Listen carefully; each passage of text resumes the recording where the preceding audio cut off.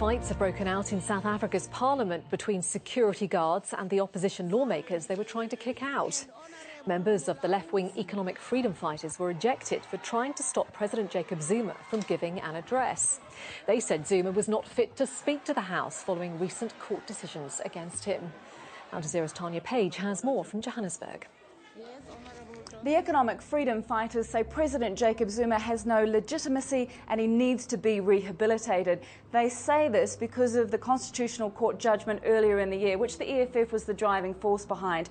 That court found, this country's highest court, that the President and the National Assembly violated the Constitution in failing to get the President to repay some of the millions of dollars in taxpayers' money spent on his home improvements. Because of that, they say he's got no credibility, he should be charged, he should be disciplined. They bring it up every time they're in Parliament with President Zuma.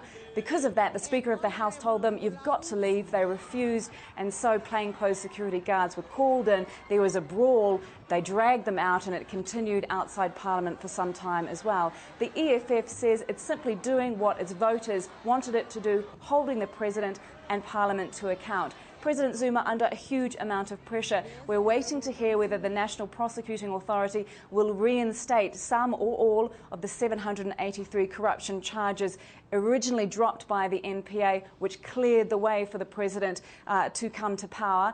That judgment, that decision to overturn those charges was thrown out, was overruled in the High Court earlier this year, and also we're waiting to hear exactly how much money the President has to pay back.